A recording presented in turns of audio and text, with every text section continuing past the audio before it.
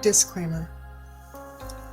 Some of the topics discussed in this episode could include murder, child abuse, drug abuse, domestic violence, sexual assault, and other disturbing content.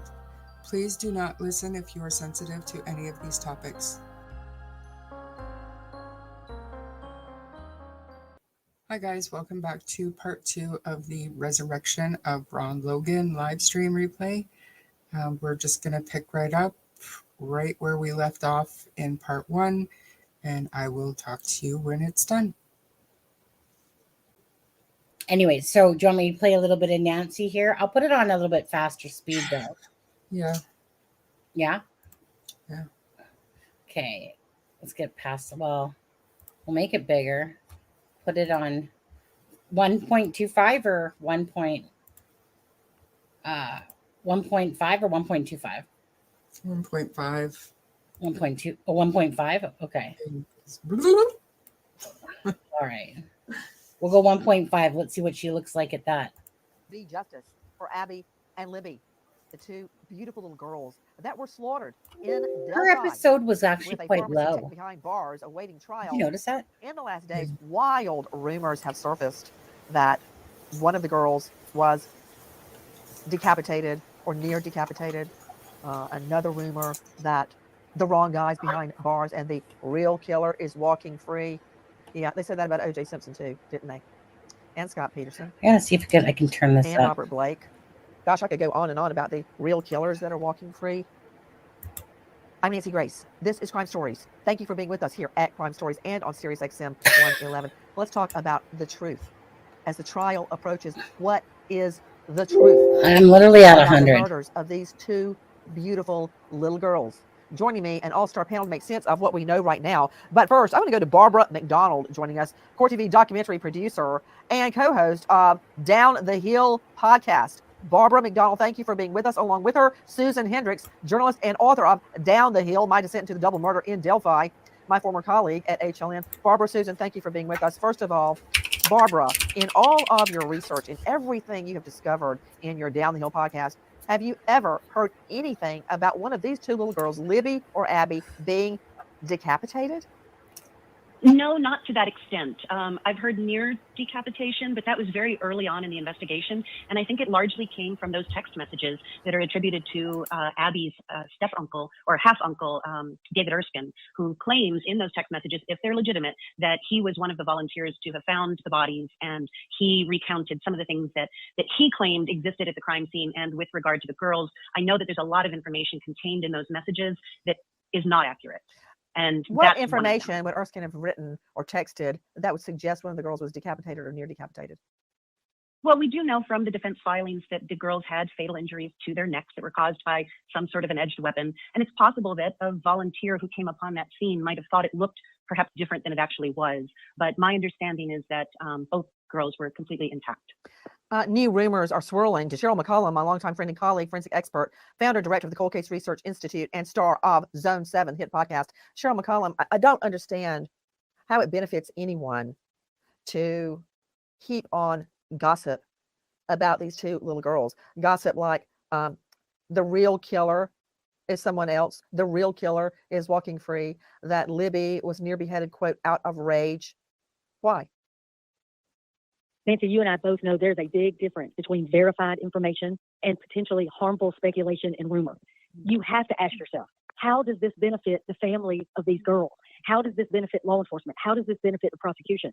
And the answer down the line is it doesn't, not at all. So to me, this can only be just reduced to almost a carnival barker. You're just trying to get hits and likes and people to watch what you're doing. That's all this is. And when you're relying on people that we've never heard from, you're relying on people that are exes or somewhere on the perimeter. Hold on, I know where you're headed with that, Cheryl McCollum.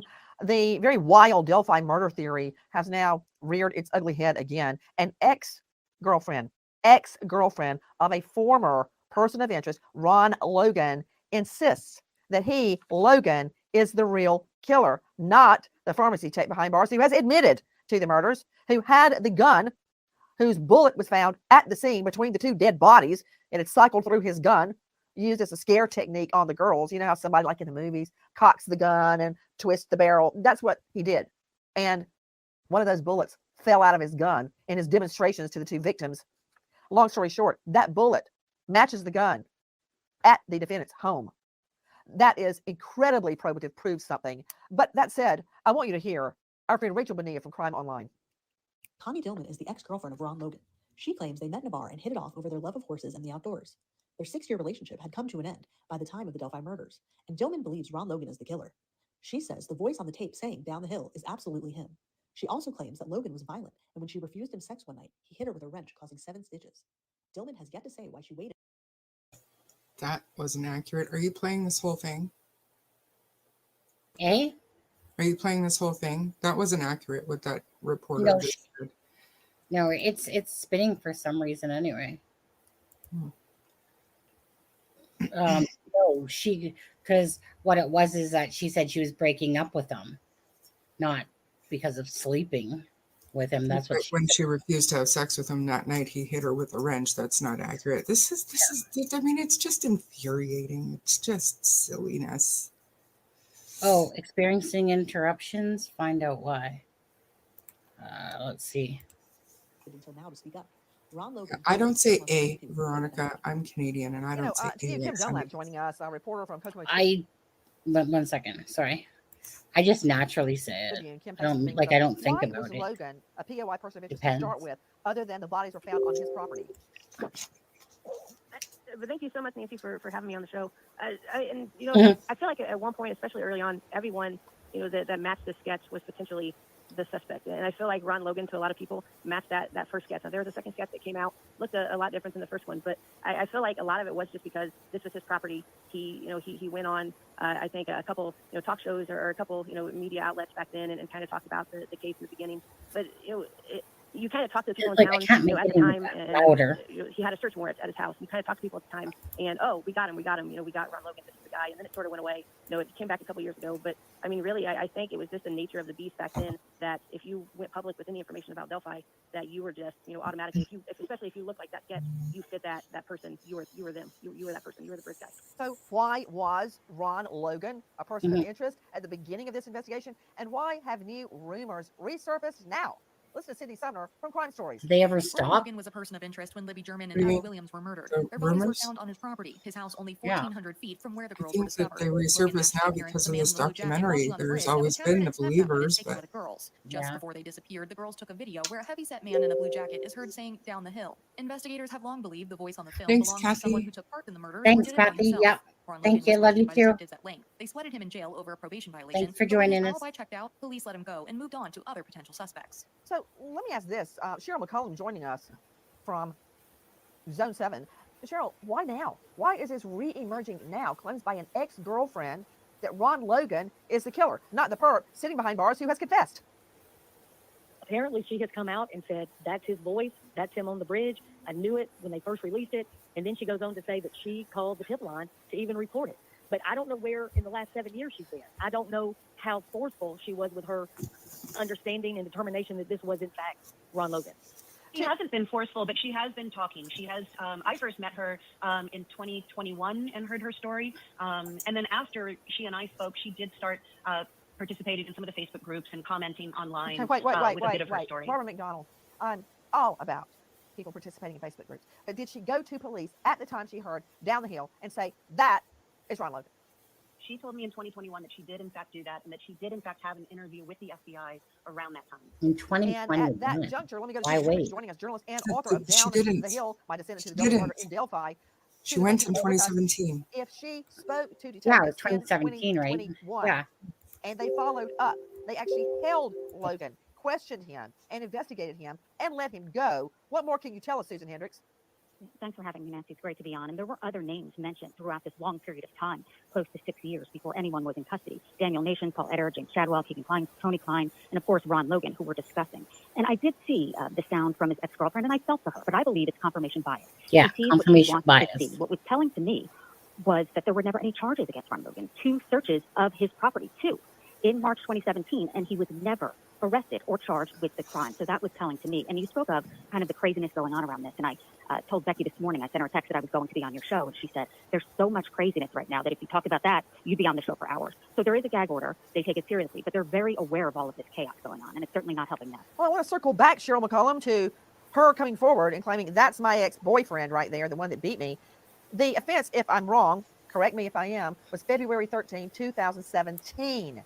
And she goes forward claiming it's her ex-boyfriend in No, 2020. she went forward in 2017. It was short. It was within days or a week or two. Okay, I'm of sorry. I the thought you murders. said 2021. Yeah, no. I spoke to her in 2021, and she told me her story. But yeah, she did speak to the FBI back in the very early days of the investigation, when the FBI was very active, involved in that investigation. And I just wanted to correct one other thing. That taped piece you played said that his alibi checked out. Ron Logan's alibi did not check out, and that is one of the things that I think gives some wiggle room here, and a big question mark on him is he does not have an alibi. According to cell tower data, his phone was at his property at 2:09 p.m. We know from the video that Libby took on her phone that the girls were approached on the bridge at 2:13. Ron had claimed for many years that he was on surveillance video at this tropical fish store in Lafayette, some 30 minutes away, but that store didn't have surveillance video. So there is no proof that he was elsewhere. His phone puts him near his property. That does not mean that he's the killer of the girls, but his alibi does not check out. Cheryl McCollum, was his alibi confirmed by people that worked at the store? Receipt. My memory is he had a receipt, but the time still gave him enough room that he could have gone to the store and back in the period of time that the girls went missing and were been killed. But I want to point out something. In the 7 years that this has been investigated and been highlighted, law enforcement, the volunteer searchers, and the family have not leaked information to the general public. There was so much we never knew. We never knew how they were murdered. We never knew exactly how they were found, clothed or unclothed. Nobody violated that. So I am, again, questioning the timing of somebody that wants to come in and violate it now, so close to trial this coming October. What are you talking about, Cheryl? Don't be mysterious. Who do you believe has violated a gag order? What I'm saying is, I'm not trying to be mysterious. I'm trying to be straight out with it. All of these people have kept information. How were they murdered? What people? That's never been leaked. What Everybody. Who do you believe has violated a gag order? I don't know that they violated a gag order because I think they're on the perimeter of it. The ex-girlfriend's not under a gag order. These cousins or aunts and whatnot are not under a gag order. My point is, I don't know why they would at this point try to say things this close to trial that are only for shock value. That are only what? For shock value. Are you talking about so-called documentaries that claim the girls are decapitated or near decapitated, and claims the wrong person is behind bars, and that the real killer is Ron Logan? Claims like that? Of course, 100%. Cheryl, speaking of what is true and that we know, you obtained information about, how is the best way to put it, how the girls were buried. How were they clothed for burial? What can you tell us? I know that they had scarves around their necks, and I think there's at least 2 other people on this panel today that heard the same information. So again, we know quite possibly their throats were cut. I don't think that would be a shock to any expert in this country looking at a double homicide of 2 young females that were also more than likely sexually assaulted. But again, that's not something that we ever talked about. That is not something we ever put out there for the integrity of this case and out of respect for the family. But I too spoke to a family member and told them that I was going to be on today and that I was going to be as upfront as I possibly could. Well, people on the inside of the case or near the family, we have known for a long time that the throats have been slashed. But claims of a decapitation or a near decapitation and that the wrong person is behind bars, that's all new to me. I don't know that any of that is true. Jessica Morgan joining us, professor of forensics, Jacksonville State University, and author of Blood Beneath My Feet. I like this guy because he's got normal common sense. So Scott, you have studied the case from the very beginning. I'm trying to sort out what's true. Joseph Scott Morgan? And bottom line is that somehow all of the he's the only one in this entire thing that didn't make me cringe. That's somehow going to hurt the trial. What can you tell me about your analysis? I really like his thoughts. The idea relative to the deaths of these 2 young girls, I've held from the beginning that they were specifically targeted and to. Well, what do you mean by that? That they were spotted in the park that day, or that they had been being stalked for months and what? Yeah, let me rephrase that. Okay. I think that there was probably an awareness of these young girls in the community. Well, for Pete's sake, the defendant was the pharmacy tech right there in the middle of town. He knew them and their families. You are correct about that. And so my thought is that this was an opportunistic event where the individual was looking for targets because they had an awareness of the school being out that particular day. They had, the individual, that is the perpetrator in this case, had a preset location where he was going to take them to, where he would have time with them, or whichever victim had come along at that particular time that would suit his needs. And it would be in a location where he could have access to them, have privacy with them, because if what we are hearing about the crime scene, this is a complex crime scene, I think, with a lot of evidence that was down immediately adjacent to the bodies. Now we've gotten off, chasing rabbits, I think, relative to a lot of this stuff that's floating around out there about how they could have potentially have been, sacrificed by Odinists and all these sorts of things. But at its bare bones, what does the science tell us? And we don't have a lot that has been released to this point relative to them. I think one of the most disturbing things is you've got, admittedly, a lot of intimate contact that's going on, but yet we don't have DNA linkage that goes back to the primary suspect in this case. How about under the girl's fingernails, specifically Libby's?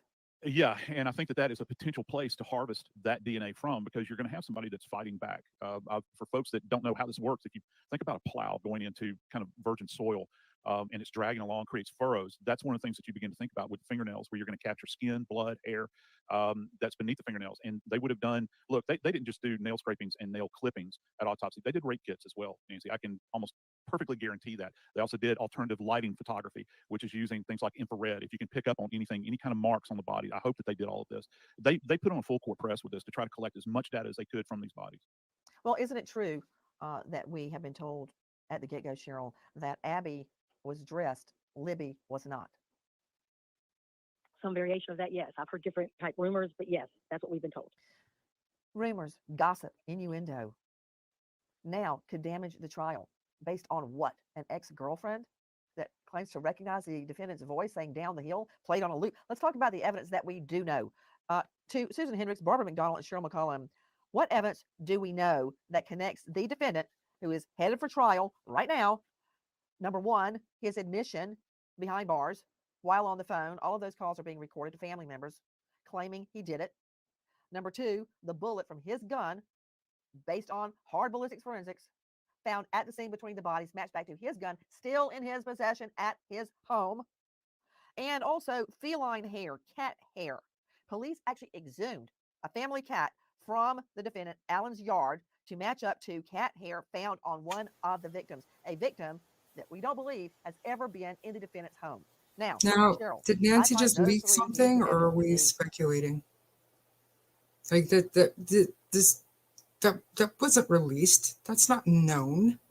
They didn't exhume a cat on paper.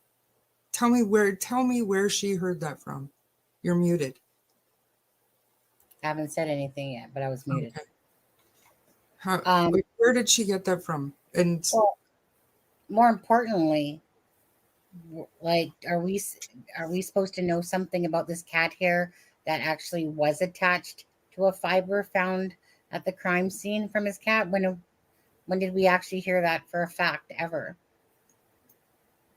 We know that they dug a small hole, and somebody said it was about the size of a bottle cap. I don't know that you could squeeze a cat carcass out of that. I did hear about the cat thing a long time ago. I did too, but it was speculation. It was speculation, and it was put out as speculation. Yes, that wasn't something that anybody said. Oh, they dug up his cat. No, that was. But the thing is, she even went further though, and said that the cat hair found at the crime scene was the same for the cat that they exhumed. And I'm like, right, like, Nancy, do you know something that we shouldn't be knowing? Like, right. She just spilled some beans, but I mean, to go to the rest of the show, and I don't know how much you're actually going to play to it. I don't think that she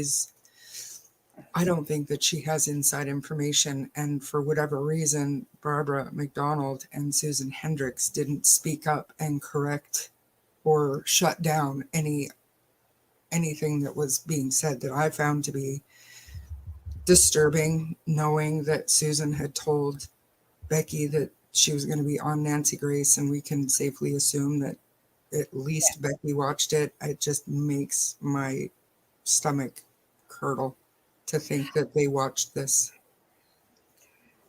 Right. Because there was, I don't know, let me put it this way. It wasn't my favorite episode of listening to Nancy Grace on this.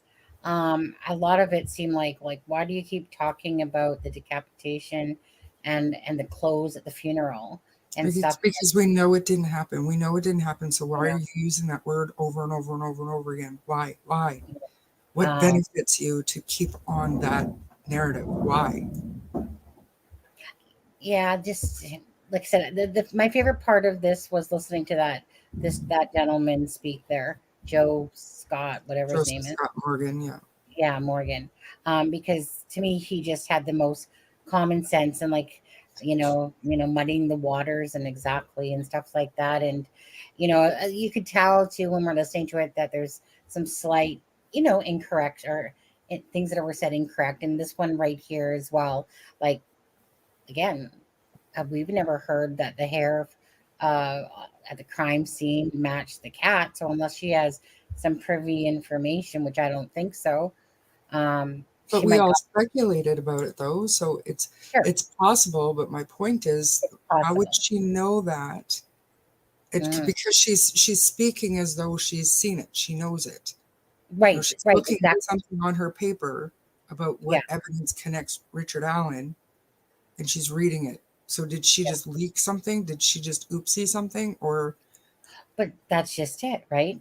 So is it an oopsie or is it something that people are going to listen to that are now going to say, "Ah, I didn't they know assumed that his that," cat didn't match the hair? Like, why are we doing this? you know? Drama for viewers, exactly. And it's just unconscionable. Yeah, like I said, I mean, when I personally watched it, just right from the get go, like I said, and I like watching Nancy Grace, but when you kind of have been following Delphi more in depthly than Nancy Grace or a lot of these other ones that know a good chunk of the story in senses, but I wouldn't call them true followers of the case, not like sleuths that are truly into Delphi that will pick out typically when there's an oopsie or a mistake being said. It's kind of like when they kept saying Ron Logan died in 2020. It's just like, no, he didn't. Why do you guys keep saying that? You know? Veronica, that's probably exactly what it is. But my point is, she's doing it as though it's fact. It's part of evidence that we know that she's listing off that has been confirmed in court documents, and then just throwing this one piece of we don't know that information in there. And now, how many people are going to see this and think that that is true, that that is When happening, we that don't that know if is, it is. but It we could don't be, know. But but we don't know. it's the way that it's being put out there that's just troubling. Right, because it come off like it was fact. Yeah, And right in yeah, the middle of known factual evidence. you know. I, I'll just play a little bit more of it. Um, like I'll just play a little bit more of it. mhm. See what else, let's see. Oh, I guess I gotta go over to this part screen. Damning. What more can you add? I just don't understand why it's so I mean, low. again, the fact that he told a law enforcement person that he was there that day. Isn't that it to me low is to so you? critical. You mean The at the fact that Trestle perhaps Bridge? his car. And I got it Yeah, cranked. I mean, it's just like He Scott Peterson going, places yeah, I was himself at the there. marina the day Lacey Mhm. went missing at the body of water where I Exactly. was fishing, but that was just a big coinky dink. Exactly. What's a grown man with And a family doing out in the middle of the day when he should be working by himself, walking on a trestle bridge at the same time the girls go missing and are murdered? they didn't seek him out. He sought them out to tell them, hey, I was here. If you need anything, I can help you. Yeah, absolutely. And I think there's going to be some other things that come out. They have not told us everything. I keep harping on that, and there's a reason. And nor They're should playing they. this so close to the vest. Barbara and nor McDonald joining should us, they. Court TV documentary producer She and like cuts him right producer off. of HLN's Down the Hill podcast. Barbara, what evidence in your mind is the strongest evidence linking the defendant, Allen, to the murders of Libby and Abby? I think his own admission in the beginning that he was out there, that he was dressed similarly to the man that Libby captured on the video, and that the witness statements, while they're a little bit all over the place, there is a lot of similarity in what the witnesses said, and they It's at its seem to have highest seen a share. man dressed like him around the time he says he was there, so that all seems to line up. So the fact that he places himself at the scene wearing the same kind of clothes as the guy pictured in the girl's cell phone. To you, Susan Hendricks, what do you believe is the strongest evidence linking Allen to the murders? I believe it is the unspent bullet, but as you know, Nancy, it could be the battle of the experts when they get on the stand. I've heard from some experts that yes, is like a fingerprint from others. I'm sure they will dispute that. To me, what stands out are those jailhouse calls that both the defense and the prosecution mentioned at a hearing this past June. And I always think back to Casey Anthony and those jailhouse calls. We know that the prisoners know that it is recorded. So it will be interesting to see exactly what was said and will it be played in court. To me, that's the most damning. And of course, as Cheryl and Barbara mentioned, being on the bridge that day. What do you mean by jailhouse calls potentially being the most damning evidence? If the prosecution and the defense mentioned at that hearing in June that he did admit to doing this, to killing Abby and Libby. And I believe it was on an iPad or a phone call, a device. It was recorded. So will they play it in court? I'm sure they will as evidence that he confessed to his wife and his mother. I mean, just so to you, Matthew Mangino joining us, high-profile lawyer, former prosecutor in Lawrence County, and author of The Executioner's Toll: The Crimes, Arrests, Trials, Appeals, Last Meals, and Final Words, and executions of 46 persons in the U.S. Matthew Mangino, thank you for being with us. Matthew, why now? Just as we're heading to trial, are all these wild theories and so-called specials occurring that are spouting out evidence that either is not true or is very Wait, what, harmful Nancy? to the Did you state's just say case? that? She did. Well, She said Nancy, that. obviously this case has generated a great deal of publicity, and people want their opportunity for 15 minutes of fame. They want people want to talk to them. There's gag orders, so we don't know a lot that's going on in court, and so if you're going to generate any news about this case, it's going to come from people on the fringe. But what it does is it contaminates the jury pool. I mean, so you have Carroll County is not a huge county. If you're going to try this case there, and all this publicity is swirling around the community about other offenders or other people involved, or the salacious, details of what happened, that pool is going to be contaminated. And this case may need to be moved, or another jury brought in because of, these rumors that are swirling through the community and across the country. To Dr. Jory L. Crossan, a psychologist, former law enforcement, now faculty at St. Leo University. Dr. Jory, thank you for being with us. What is the motivator for people to make up stories or publish stories that are really just sensationalist and that could actually damage the trial? Okay, this is where I don't know. Like on that one, it's kind of like Nancy. Like, what is it? Like people make up stories and this and that and this and that. Yeah, okay, some people do and stuff like that. But kind of like anyone, right? Like to me, it's kind of in true crime here.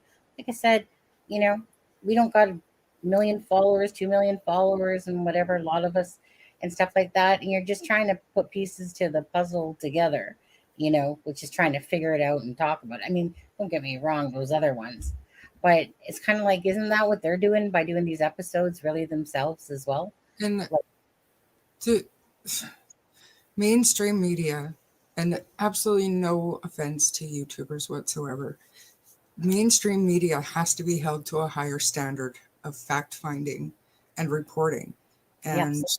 and this is why. This is exactly why, because now we're hearing that, YouTubers or whatever, they're hurting his chances for a fair trial. Maybe. I don't know that. Maybe. But you know what for sure is? Mainstream media, who has millions of followers, spreading misinformation as fact. That's a problem. Because even there were years of my life that I watched Nancy Grace, and I never, ever watched YouTube. And I'm sure there are more people like that than there are like us in the world.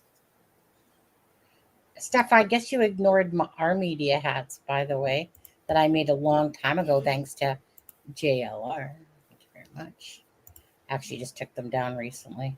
Didn't sell a one, especially not to Steffa. Just like, we're just gonna wait for Mel. Huh? What happened to that when I was promoting the media hats? Told you guys all to get one. We'll all sit there with our media hats on. And it always made me laugh about that.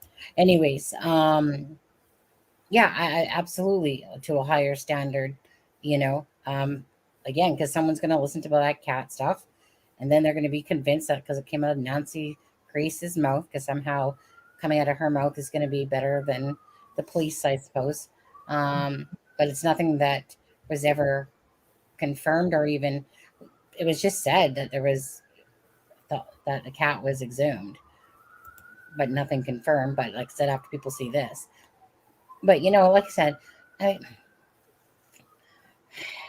I don't think she acts like all this stuff is going to ruin the case. I just don't really honestly see it that way. Like, okay, I do think that the defense, do not play stupid with us, defense, please. We're a lot smarter than that. You purposely released that whole Odinism angle. You guys wanted it to be out there. You guys keep playing those cards because you're doing everything you can to put that information And so that when the jury pool comes, they'll have heard of probably this odinistic angle, and blah, blah, blah. It's like dropping and planting seeds.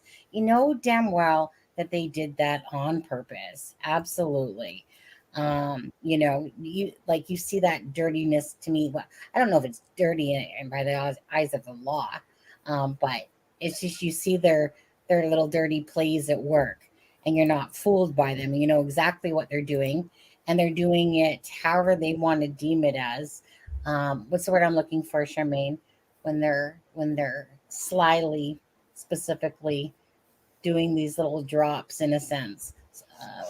The word is there. It's not there. Just being, sneaky. No, yeah, no. There's a word. It's not coming to me. And that Frank's memo was dropped at like 2:16 a.m. that day. So I get it that it was done on purpose so that the public would have a chance to grab it before it was sealed. I do believe that was intentional. Of course. I do not think that it was in violation of the gag order. If it was, they'll be found in contempt here next month. Maybe they even bring that up. Well, I was honestly just from my own personal intake, I was quite offended that they literally dropped all that information. As much as I would love to know about the crime scene and stuff like that, I just couldn't believe that. To me, it just they were just letting it out to everyone. And kind of like the prosecutor's podcast says, they all know that when you click, you need to click, public and whatever. And they clicked public to make it public. It was no oopsie stuff. But I was and I think this was their intent, like anyone. I was kind of blown away by just literally everything that people were kind of wanting to hear. The defense is like, here you go. Let's just put all the crime scene information out there for you guys. I don't know why, but I just felt like that was it just felt like it was breaking every freaking rule to me of the gag order. Here's this, and the next thing you know, that went down into, people being pissed at Barbara McDonald because she's not showing the right thing. So here's this as well. I just don't like how that all came about like that. Absolutely, I didn't either. And it still bothers me that it went down like that, and that the information about the crime scene was included, because it really had nothing to do with Frank's issue. Right. Those details had nothing to do with the Frank's issue. Well, I mean, but it was all playing into their thing. Like if we do a step by step, and that this one was placed to look like this and this one was placed to look like that. But it just, to me, it was like taking it too far to me. And I don't know, like I said, the lie part of all that stuff, because Travis says we kept asking Travis about that, well, isn't that kind of going against the gag order or yeah, going against the gag order, just letting loose all that stuff to the free world.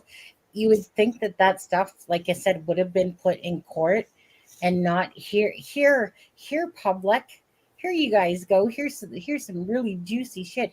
When you smell something, there's something about it. And that's what I smell with the defense, is that I just smell that those people that are like wolves, right, in sheep's clothing, somewhat there. They play their games. They play their games, and they typically know what the borders are of what they can get away with, and they probably know what might happen if it's like, oops, bad us, we hit public, we meant to hit. And I don't know. I just feel like they're playing dirty in a sense, and yet it's working for a lot of those people out there that don't necessarily have brains on their shoulders, that fall for that stuff.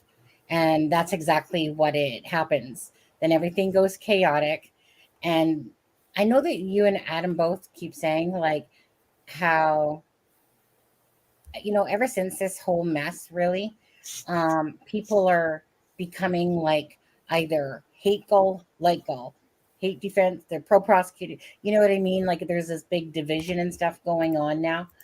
More so, I could like I don't really overly pay attention to it because, it's, again, it's one of those things.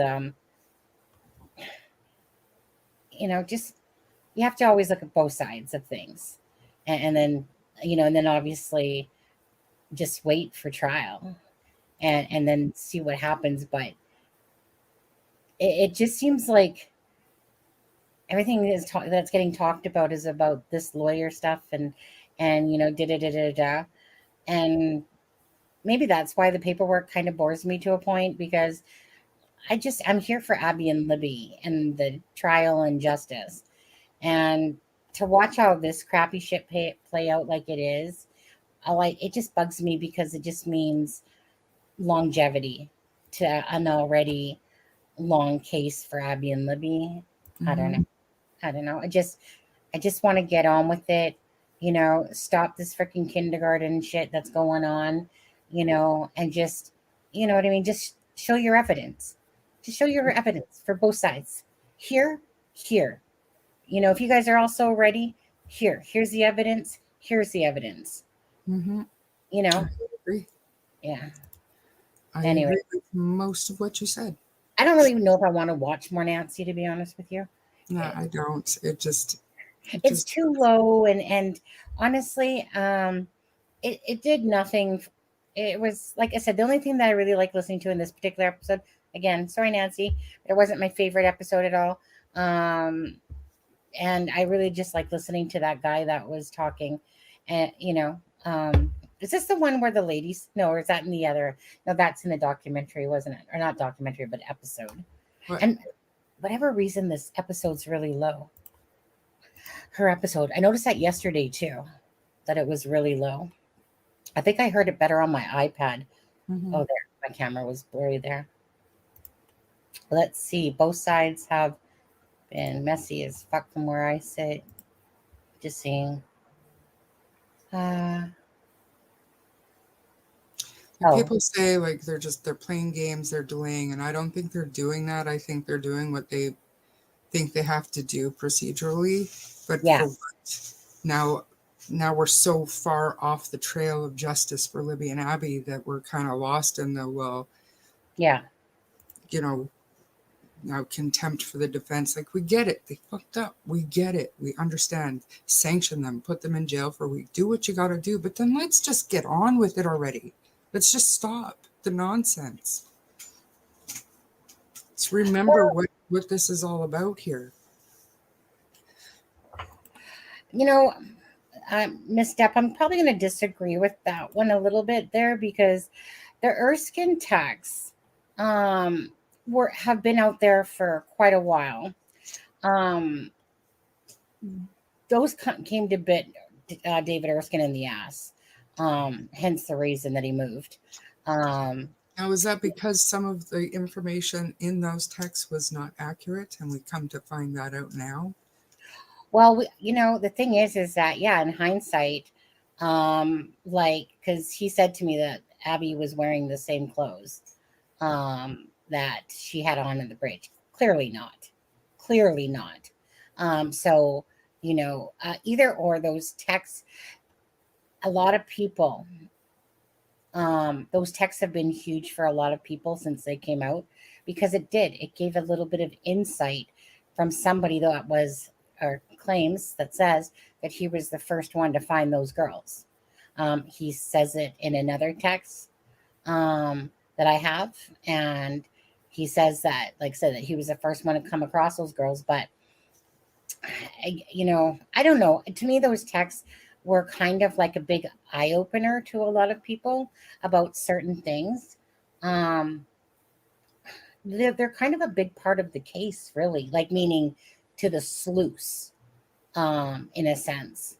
So, I mean, that part didn't bug me so much about seeing those just because they're a big part. I think what bugged me probably, if anything, is when they were trying to create drama and show things about like Rick Snake going off on Julie Melvin and stuff like that, Using the clips of the families when they were clearly not interested in or participating. that. And yeah, and making it seem like anyone watching that doesn't knows that would think like Aspen said it, and which it came across to me as well, as if they were participating in the documentary. Um, there should have been something perhaps there that said, like, although we reached out to the Patties or whatever, da da da da da, you know, because I mean, but again, they're like anyone; they can use whatever clips they want and Mhm. create. And if people are going to follow it, the next one is on the 28th. So in 4 more days, the next one comes out. All I say is this, like anything in life, you take everything with a grain of salt, and for me, I know that like Gonzo used to always say his favorite expression, I swear to God, was, you know, just wait for the process. Just wait for the process.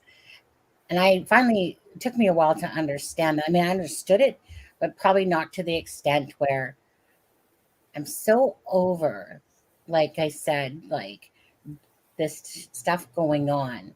And I just want the process to happen.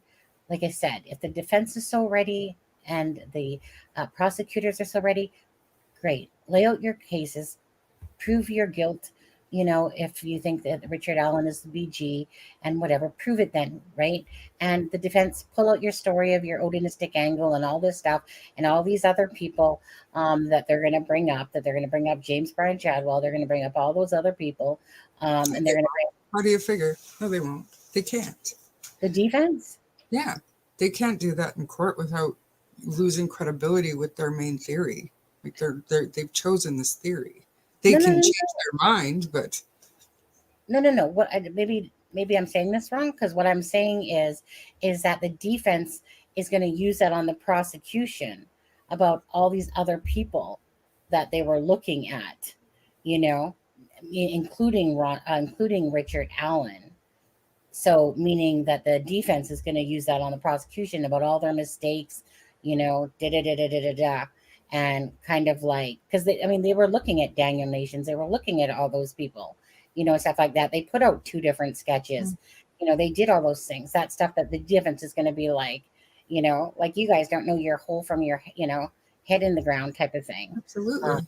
And meaning I'm just talking about the reasonable doubt shit, because there's going to be a shitload of it, because there's a shitload of stuff that the prosecution are meaning, the evidence. And remember that, we don't know, but remember how they keep talking about the chain of command for the bullet? I don't know.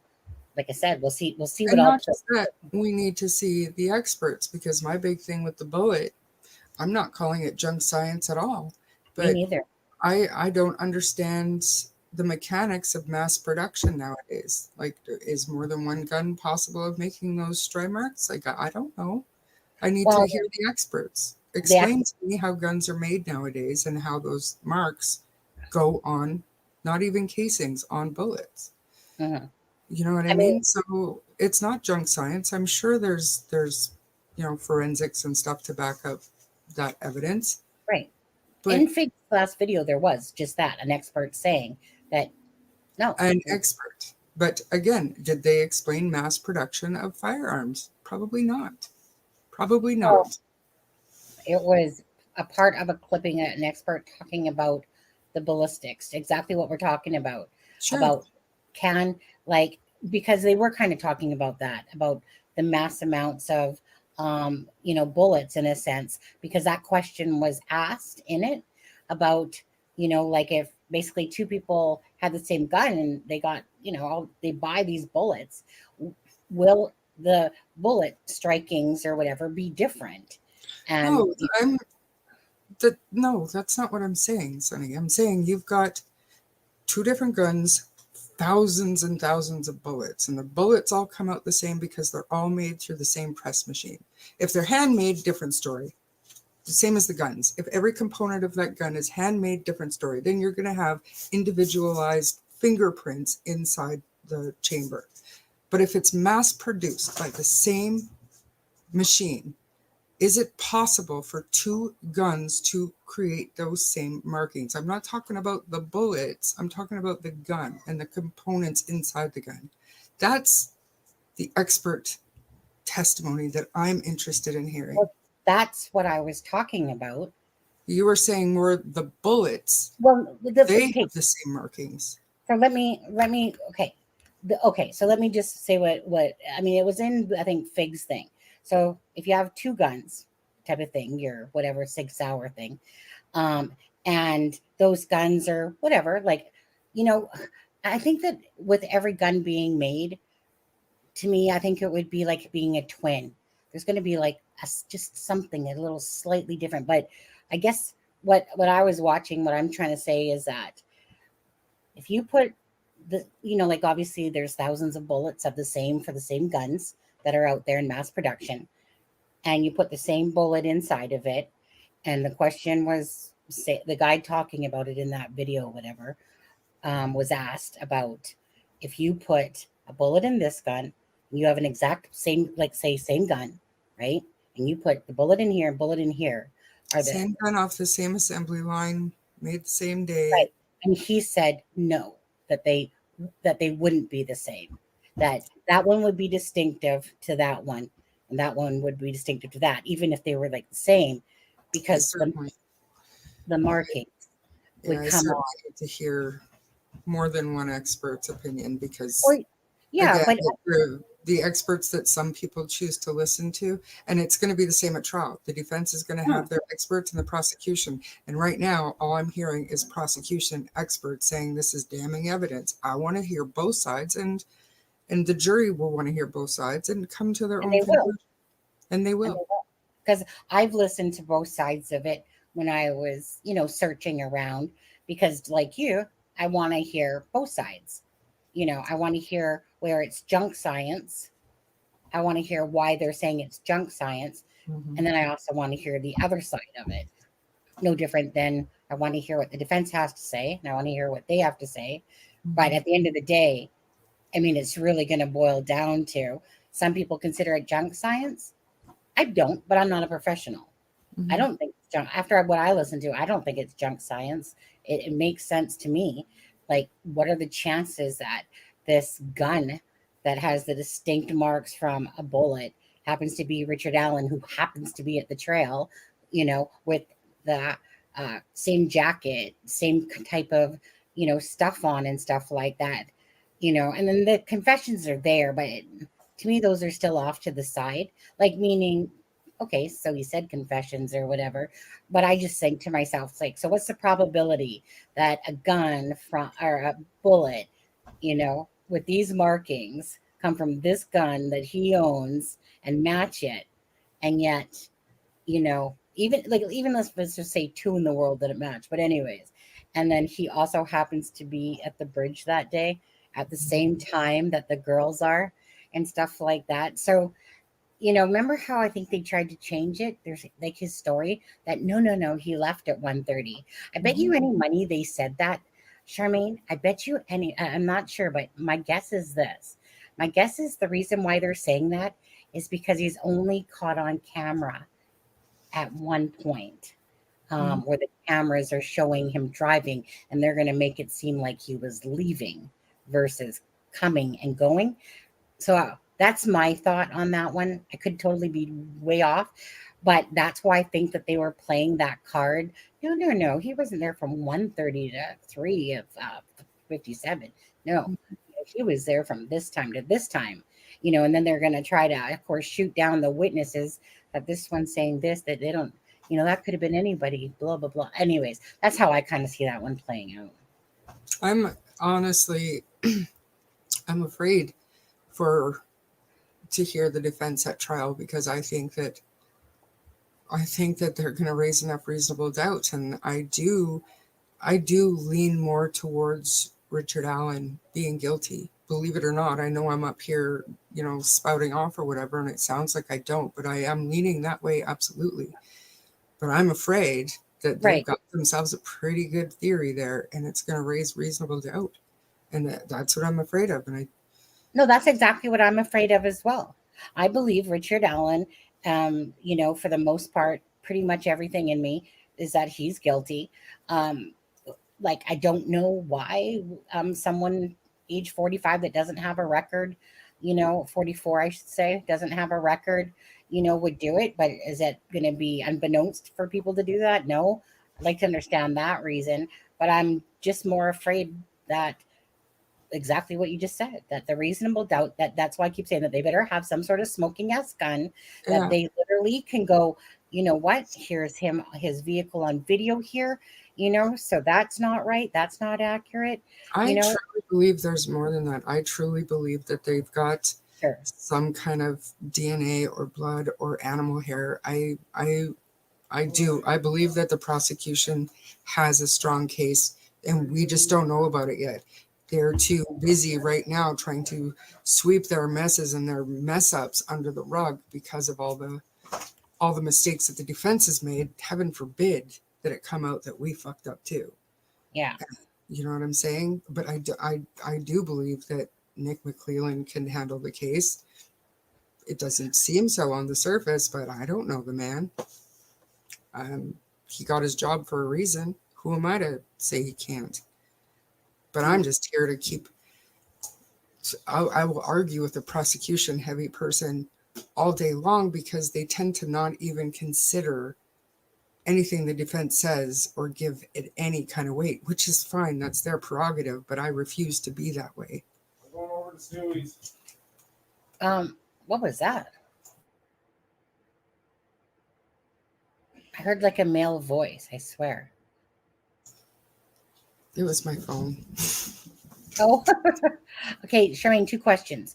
What Kim French says, what do you guys think of the motorcycle tarp that was taken into evidence? Do you think that there's something to that, regardless if you believe some far-fetched story that was obviously taken in as evidence?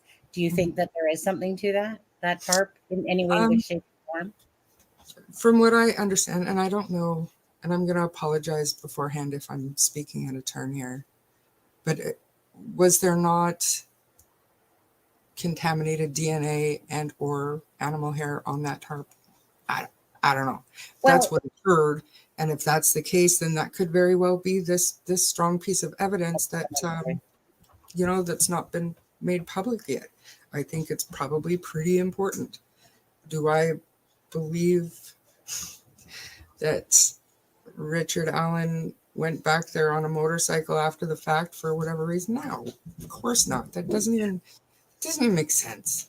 Kim, we actually talked about this. I was probably the first channel, like everyone was dancing around it, and then Charmaine actually said, I just wish somebody would say the truth about this whole, Like, what is the big secret about it? It was everybody was talking about it behind the scenes, but it was like, shh, don't say anything. Like, what the fuck? Yeah, like, and Right. so anyways, and then all of a sudden, then Aspen starts talking about it, and yes, so we had talked about this, like I said, months ago, this whole thing. Me, I'm sorry, there's no way in my brain ever that I'll think that Richard Allen went hopping back on some loud ass motorcycle back to a crime scene when people are now looking for. No, it doesn't make sense. Now, is there perhaps something to that tarp? That's a whole different story. Maybe, and to me, the first thing I thought when I saw the motorcycle thing, maybe because I have a Harley, and for whatever reason, some days in the summertime I'm lazy and I'll take the cover off of it and I'll throw it in my trunk because it happens to be right there. Possibly, maybe the cover was in the trunk, and then Bridge Guy threw the knife and the bloody clothes and stuff in his trunk, and it got, that's what I thought. But then after that, I started hearing, oh, no, he went back to the scene on a motorcycle. And I was like, okay, have you never ridden on a back road in a motorcycle? You're not sneaking anywhere on a motorcycle. On the motorcycle. Especially not out in the bush with no leaves on the trees. That exhaust echoes for miles. You're not sneaking anywhere on a bike. Yeah, that it just, when something really sounds absurd, chances are it's because it is absurd on that one. So in my head too, I was thinking, okay, so if this motorcycle cover just happens to be in the back part of the trunk, and I believe that that Kathy Allen had made for his brother for the tombstone, did something because he was a motorcycle rider or whatever. The brother made him some sort of wreath or something out of this supposed. I think it was someone claimed it was on her Facebook. I don't know. I didn't I heard actually. that too, yeah. Yeah, and so if that's why they took it and they got something, but I just kind of in my head pictured this tarp being in the back of his vehicle. He threw stuff in there, but there was still like maybe perhaps some DNA or some sort of something on it. Hence why they took a motorcycle cover, or maybe it's because they saw tracks of some sort. Who knows? But I don't know. Whatever comes out in the court with that, so be it. But as for thinking that he actually went back to the crime scene and was freaking like, I think of Elvis Presley riding down on his motorcycle. I'm just gonna go pick up my hat that I left there. And just because they took something in the search doesn't mean they found evidence on it. Like Correct. they could have taken it. We saw many times, especially like in the Koberger case, where they take all this evidence. Was there any of this? No. Yeah. And then you'll have the odd thing that says yes. That's how I see that. Whatchamacallit, just quickly, Ben said, Sonny and Charmaine, do you think Alan told Doolin he left at 1:30 p.m. and that's why he wasn't a suspect? No, he said he left at 3:30. Now, this is where Tom would come in really handy because he has this stuff all on a spreadsheet. I would like to know, do you remember when the still shot of Bridge Guy came out? And was it the 15th? And if so, did Richard Allen approach Doolin before that? Like, was he unaware that they had this image? And the 15th is when it came out. Pardon me? The 15th, because we played that in the video at the very start. So that photo came out. So my question is, did Richard Allen give his tip or his information to Doolin before he knew that they had a picture of Bridge Guy? So was that why he was so comfortable saying, I was there, this is what I was wearing? Because he had no idea the next day or whatever they were going to have this picture. But because if he saw that and he goes and he says, I was there and I was dressed just like that guy, but that's not me, or maybe that is me, but I didn't do anything to the girls. That to me shines in two completely different circumstances. Right. Now, I'm not sure, but I'm pretty sure that the answer to that one was no. He hadn't seen the picture yet. So he went before that picture. Yeah, that's what my understanding has been. Now you can confirm with our friend Tom on that, but that's how I remember hearing it all the time, even up until recently, that he didn't know that that there was even this picture of it. So now if we think about it, though, the girls were found on the 14th in the afternoon. So did he? I can't remember what day it was. You guys know the answer to that one? I heard now that so they were found on the 14th. The scene was secured until the 16th. 14th, 15th, 16th, and 17th. Released on the 17th. Yeah. Released on the 17th but Ron Logan was down in there with that reporter on the 16th, was he not? So, I mean, I get that it's his property, but they were right up to the crime scene too. I just, like I said, Tom's got it all probably on a spreadsheet. Tom's got it all on spreadsheets. Yeah. Double check those facts. But like I said, because as far as I remember it, it's always been said that he didn't know. And that's why he was so willing to because he didn't realize that there was a freaking video of him out there, or a video. So that's to me why he would be so willing to be like, and that's where language is very important to me. Like the way people say things, like he's not admitting to being on the bridge. You're admitting to something if you're being accused or asked a question. He is volunteering information. Yeah. And without realizing that they have a photo of the individual. So he's basically volunteering information that he doesn't know is going to absolutely do nothing because nobody can take a proper tip in the case apparently. But because obviously if he's seen a picture come out, he'd be like, oh dang, Yeah, I was wasn't wearing that that. same thing. No, I was wearing. Well, yeah, but in his case, he was like, "Dang, yeah, I was wearing." And I even believe I had a hat on as well. Yeah. That's why it's kind of one of those things. Like, hey, But look at that, again, my twinsies on the bridge. yeah. But like honestly, Gray Hughes at this point is beating a dead horse when it comes to the timeline.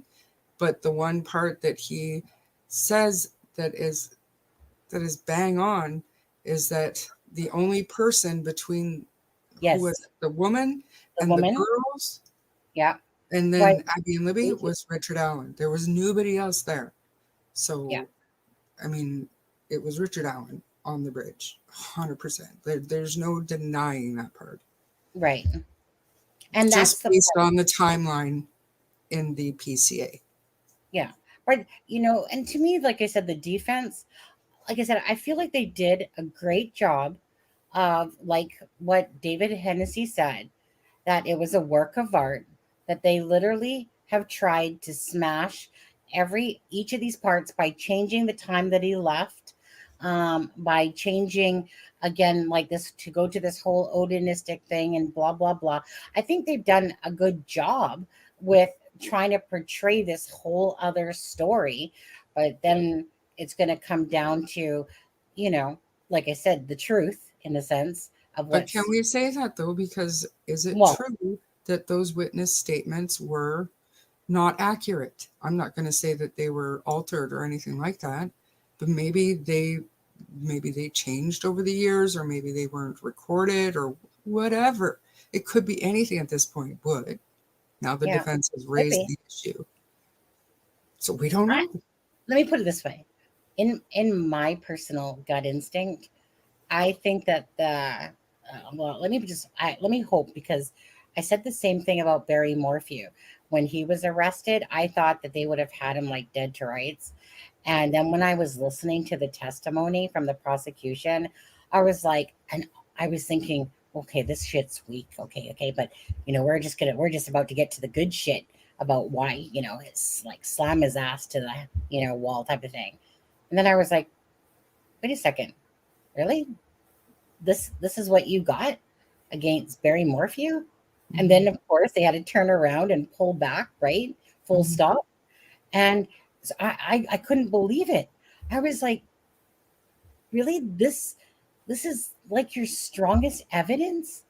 And I was just in shock. So I hope the same thing doesn't happen here with Richard Allen's case, is that, that McClellan thinks that he's like gung-ho, got this shit. And then you're just like, wait a second. Well, most of that is what we already knew. Where's the smoking bullet? Where's that signed, sealed, and delivered type of hammer type of thing? So I'm hoping and praying that there's one of those moments where it's just like, gotcha, Richard Allen. If it is him, which I believe it is, but I just mean it's not that I don't believe it's him either, like you said. It's just I'm just worried if there's enough reasonable doubt.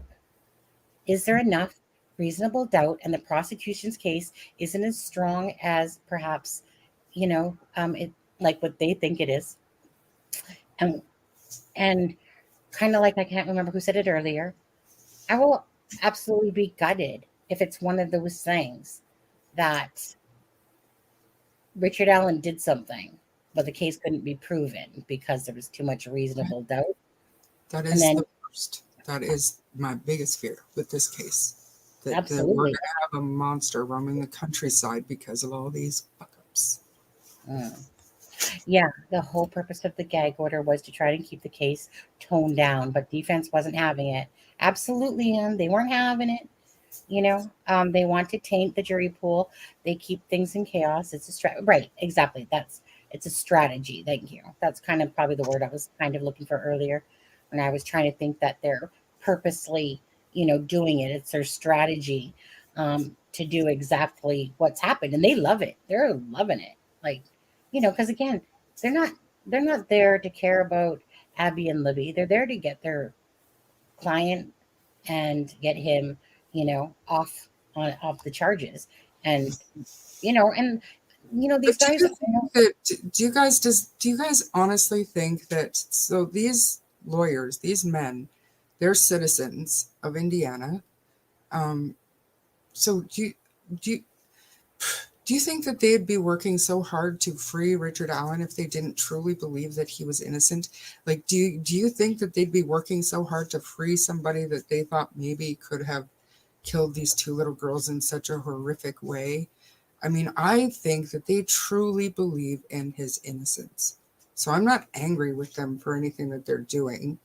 I mean, I don't know what the evidence shows, and obviously their perception is what it is, but I can't I can't wrap my head around them being these dirty defense lawyers that are just playing games and strategizing and just trying to get their client off. I think that they really truly believe he's innocent. I I do. I kind of see two parts to it.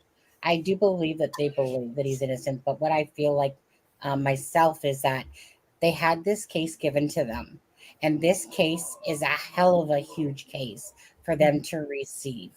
And I feel like in the public eye, like these to me are kind of like, especially more Rosie than probably Baldwin, but Rosie comes off as that, slick, like um was animated type of lawyer more so. And to me, it's kind of like with this case, they're going to work their asses off to the public because this case is so high profile that I think that they would work their asses off regardless if they felt, just to show the public all these theatrics and what they're doing for this case. I kind of see it both ways, to be honest with you.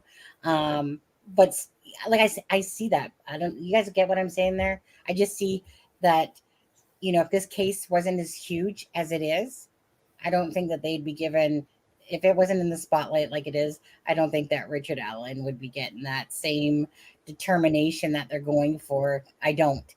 I don't know, because you're talking about men who have children, who have grandchildren, who, I don't see it. You know what? Maybe it's because I've got this horrible habit of thinking people have a No, strong sense of not morality. no support with Steffa. Okay, think what you want on that support with Steffa, but they were willing to go pro bono, and even Bob Motta was talking about this. Go pro bono. They could not afford to go pro bono if their life depended on it, because it would cost hundreds of thousands of dollars for them to get expert witnesses if they had to do it pro bono. The only thing that would ever go pro bono is if they had this backing of other defense lawyers that pooled in a bunch of money to help them go pro bono. That was a tactic, and a tactic that they knew wasn't, like, in a sense, really, they knew that what Fran Gull did was wrong, but that was to me like that tactic in there. And she should have, of course, even agreed to say do pro bono. But no, I mean, if you listen to what the experts were saying about that, like I said, that would cost them over like $1 million to do that. They wouldn't have done pro bono unless they had backing up. But it's like a tactic. It would be a tactic. So that's how absolutely I see that. They're not going to put out freaking $1 million of their own money and be like, let me just fight for your. Hell no. Heck no. That was just to me, the pro bono thing was just it was a path to the original action. I think that they were being advised by the same people who were talking to Bob Motta. Yes. I mean, I think it was all part of a strategy that was not their idea, that pro bono thing. I think that came from that strategy. Exactly. That office that ended up filing the writ. Well, even Bob Motta said, I think that they listened to what I was saying, because I was saying for them to go pro bono. I remember him saying something like that. And so, yeah, exactly. That's probably a better word. They did. They actually, Bob and Allie called. Yeah.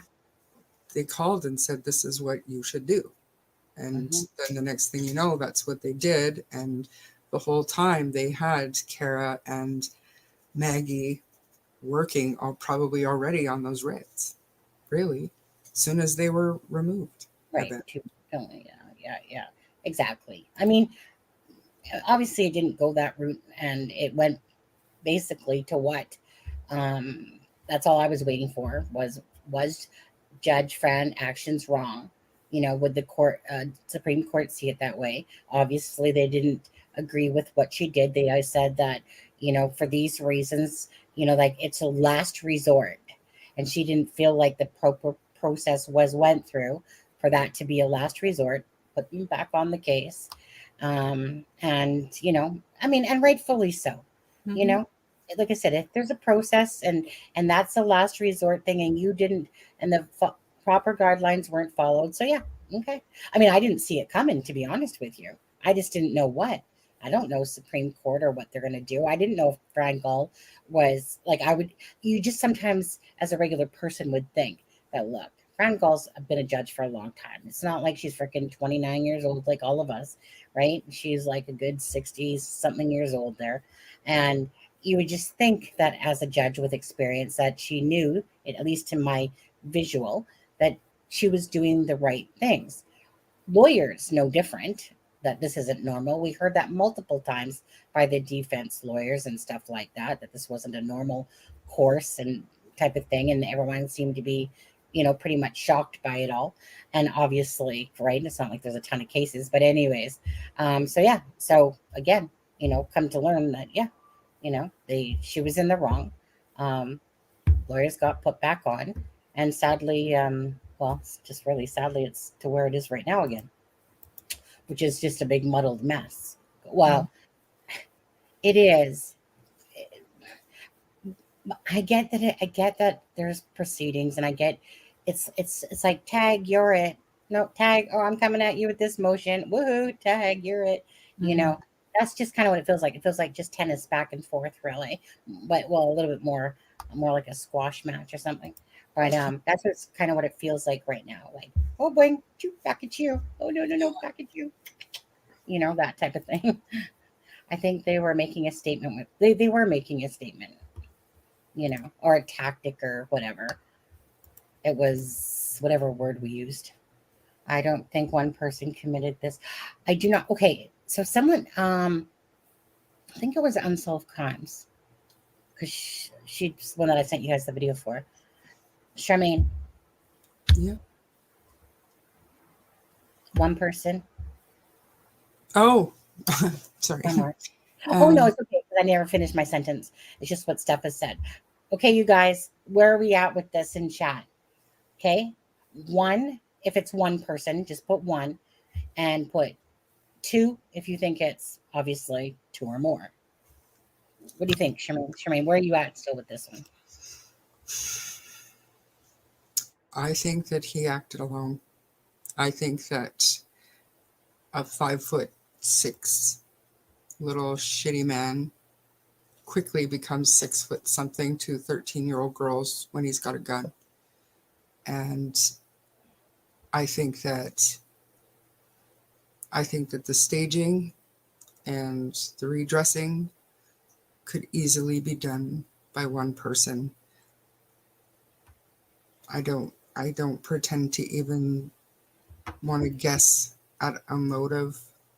A lot of people think that he wanted to kidnap them, but that to me doesn't make sense, because not only did he stupidly walk down 300 North muddy and bloody, or just muddy whatever, in broad daylight, he would have had to been planning on marching the girls to his car as well. So I don't think, but I think that it's totally possible that he acted alone, and it is so unfortunate that Nick McClelland said that he needed to keep that PCA sealed because he thinks there are other more actors. Actors. So unfortunate, but it's a very common word that they use. I've noticed.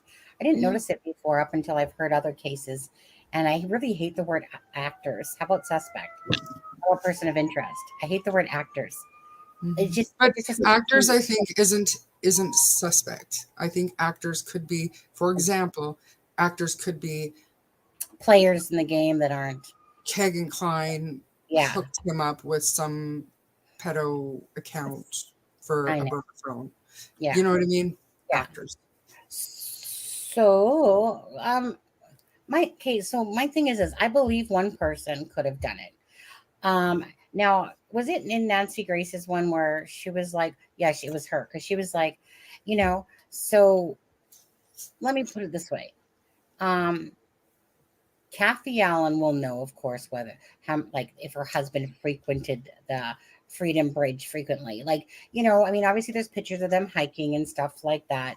So if it was a normal thing for him to go down there and, just go to the bridge, go have a nice little walkie, type of thing. Because she said something like something about his wife, you know, like your wife would know. Da, da, da, da. I can't remember exactly what she said, but anyways, and all I'm thinking is this: I'm sure, he said he frequented the bridge, you know. So if anything, um, to be honest with you, like I said, my brain is mush when it comes to this. So I can agree that he perhaps went to the bridge multiple times.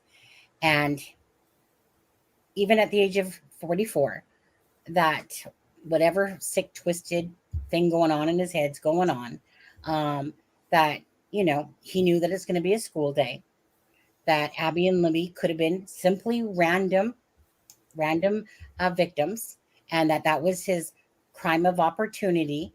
Not that he had committed any of these crimes before, but some people, like I said, maybe come out later in life and they have whatever issues going on, and maybe a hatred towards females, really, whatever, kids, who knows.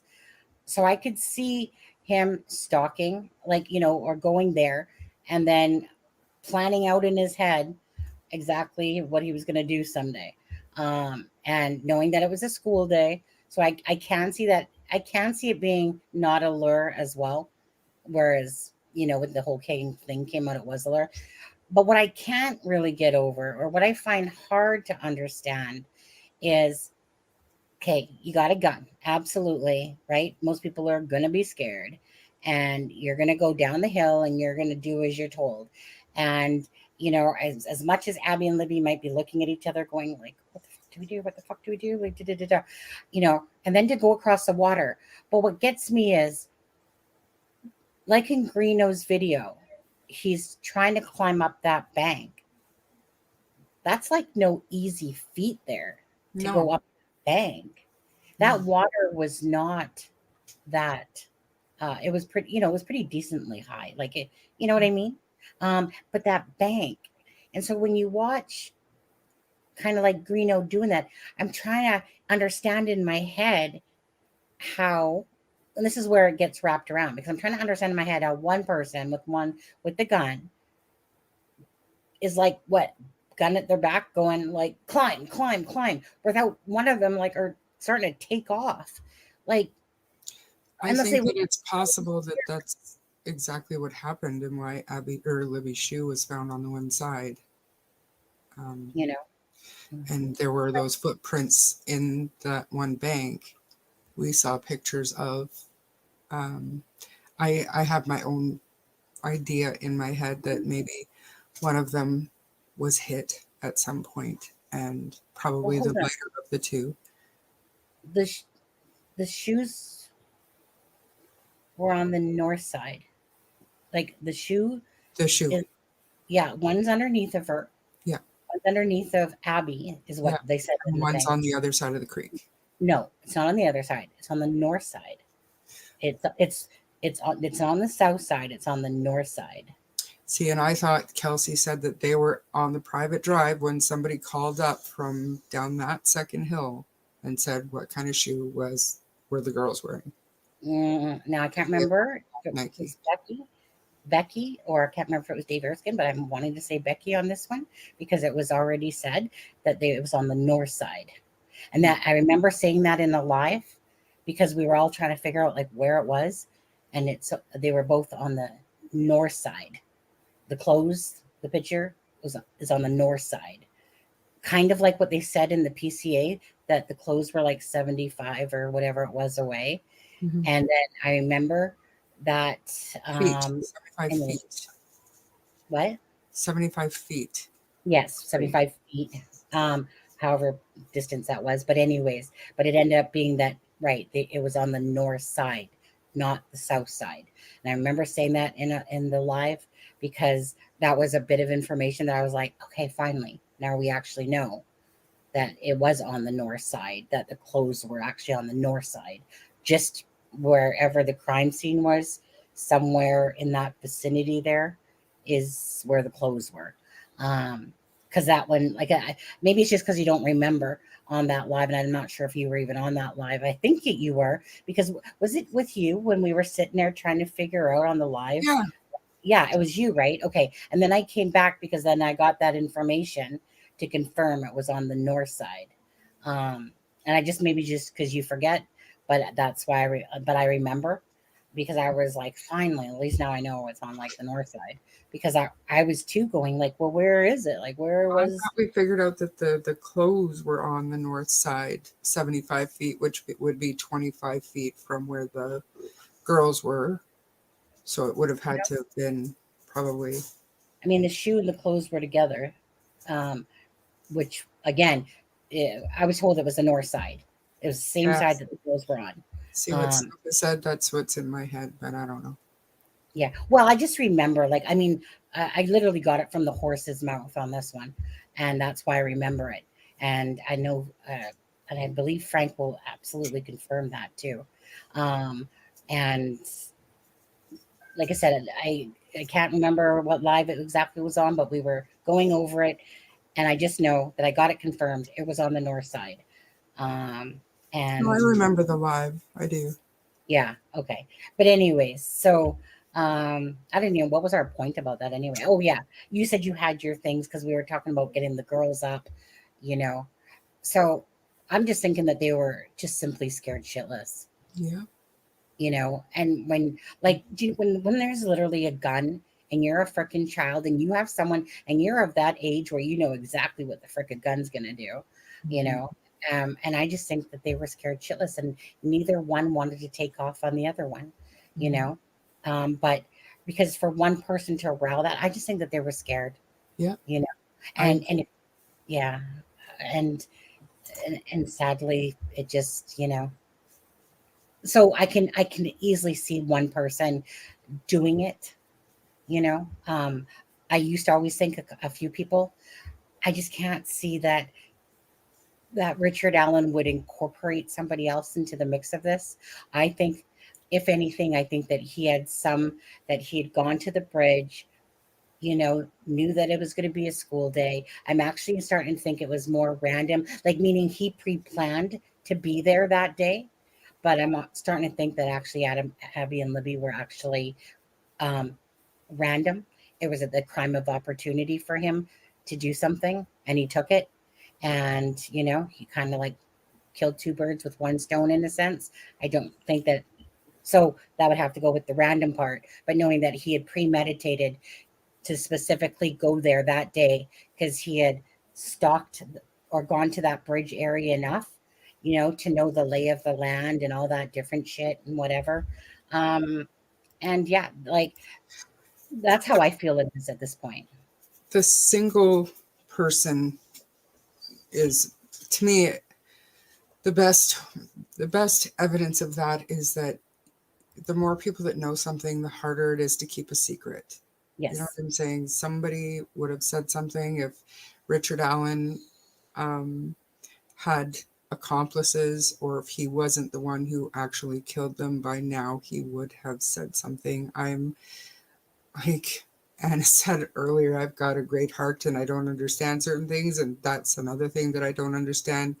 How if you're going to be charged with felony murder, which equates to like a kidnapping, you could make a deal and say, I will give you the murderer if you give me a deal. And I think that they would have taken that deal to find out who the actual murderer was.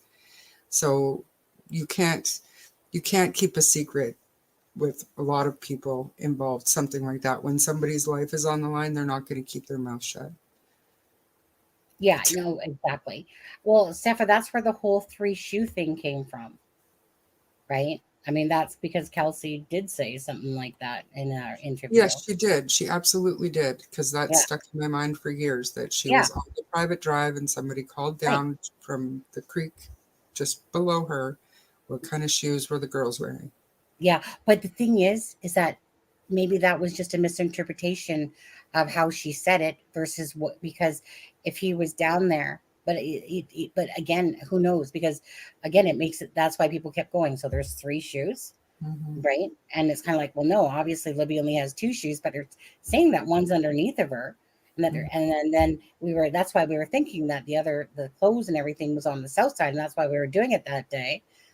But then I was told, so unless the family member has their information, whatever, it was said it was on the north side.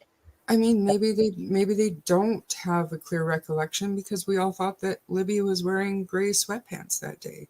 So I Well, mean, Becky we're not thought going to that- know until trial. yeah, exactly. Because even Becky said, right, that about the pants, which we talked about, right? For all that time, she thought Libby was wearing gray sweatpants when come to find out she was wearing jeans. You know, like I said, Kelsey would know that, but again, it's some of these details when people are like, and I know Becky's that type of person like myself. I bet you any money, just like you would be with your child, that your heart is in such a panic and pumping so hard because Becky knew right away that there's probably something wrong because she's a worrywart grandma, right? So her memory, because she'd be in such a panic state like I would, it would almost be like hearing wah, wah, wah, wah, wah, because you're so focused on the fact of where's the girls, where's Libby, where's Libby, and Becky's that type of person, that she is just, like I said, where when we're got it more of extreme anxiety, because you're just literally, his heart is, you're not thinking maybe necessarily rationally, because you just want to get to where your child is, and people are talking to you and you're like, get the fuck out of my way. Where's my kid? Where's my child? Like in her case, where's my granddaughter?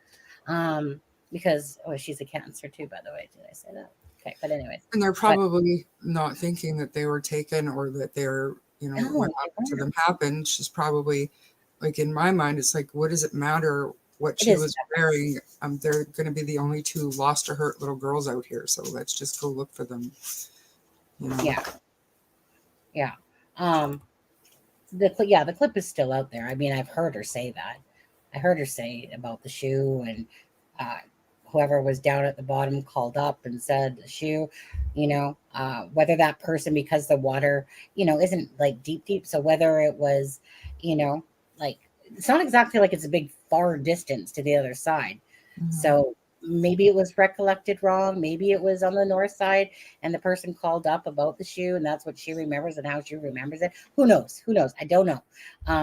All I know is one day we're going to find out about the accuracy, but it's stuff like that does play on your head, because you're like, wait, if Kelsey said this, and this family member said this, and yet there's a shoe underneath. But in those, so let me say this. In those few crime scene photos that were leaked, I didn't see no shoe or underneath somebody's back. But multiple pictures would have been taken. So then in my head, I think, well, at what point were these pictures taken? Because I didn't see no shoe, because they claimed, like, remember, that's kind of another mystery there, because one person said Libby and the next thing you know, and the memoranda or the Franks thing that it was under, no, they said Libby, right? Who is it that said Abby? Was it, I think it was the Frank's motion. Either way, there was the 2 stories. One said Libby, one said Abby. And it was like, well, why would Libby's shoe be underneath Abby? But okay, and like, remember, because it was said about the shoe and the phone. That must have come from the Frank's motion, that particular one. It did. And then the other one would have come from, like, whatever it was, the affidavit or something like that. Anyways, it's just stuff like that, even sometimes the simplest details that you would think you would, just throws you off, because you're going, well, how did there get to be 3 shoes? How did there, get to be, like, what side, north side, south side, just all those little things. And then after a while, your head just goes poof, and you're just, it's like every information just goes out the window because you're trying to make sense of it. Like all I think like most of us, right? We're just trying to make sense of, especially the part of like why. That's the biggest thing. Like why would Richard Allen do this? And so the only explanation that I could logically come up with what would be because he obviously had shit going on here, that he went to the bridge, and at some point he, you know, committed this crime that, because he was off balance up here in his thinking. Something was twisting up there. I don't know, type of thing. Like I said, I don't know what his hatred is, if he has any hatred towards females, not, or stuff like that. But that's the only thing I can make sense of why it would be like a single person if he was the one doing it. That at 45 years old, I believe it would be his first actual murders, that it was just something that, yeah, he might have had a clean record, but that didn't mean he didn't have shit going on up here.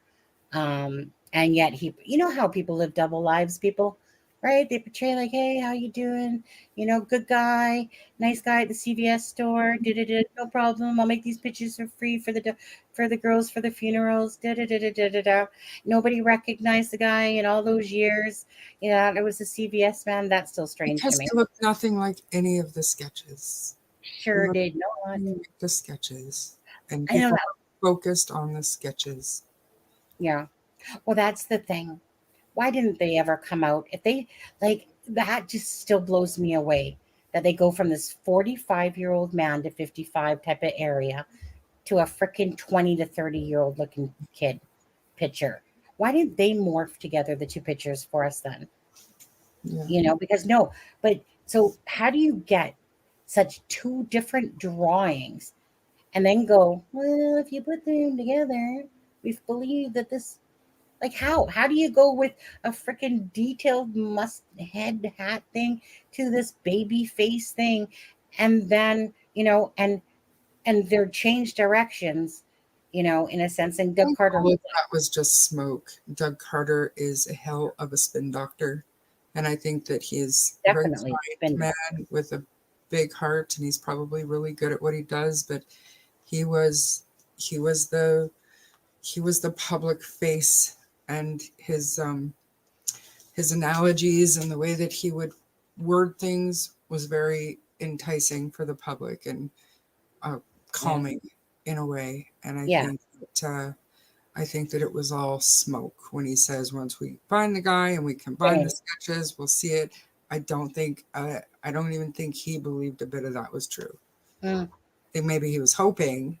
Yeah. But I just think that that's pretty far stretched to take this younger looking thing, absolutely, and this older looking thing, and go, let's just crisscross them, guys, because perhaps this person kind of looks like somebody in the middle.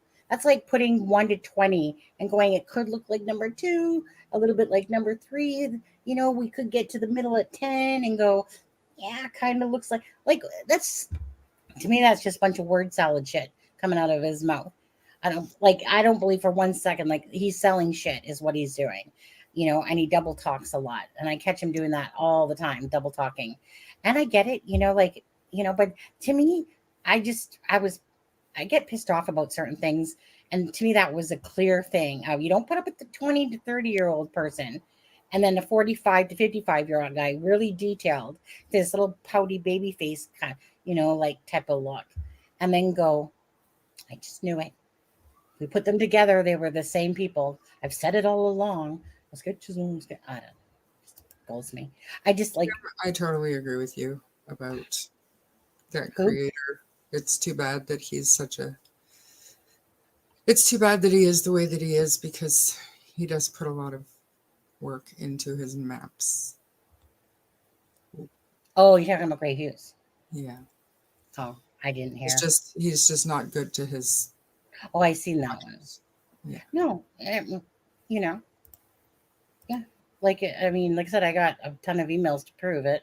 That he's not a very nice person, and so he might think he is, and he can float his own boat all he wants. Type of idea. his channel sat there at like 60K forever and a day, that 50 whatever mark, and then finally some case obviously brought him over. But anyways, I mean, he's just somebody to me that's just full of himself. Hey, and if you want to be full of yourself and you want to talk to people that way, or you want to send me an email telling me to take down a video, and I best do it because this other one, like, get out of my face, dude, get out of my face. I just totally ignored that email, but I still keep that original email because he was such a douchebag, for no reason. And it's just arrogant, narcissistic, arrogant.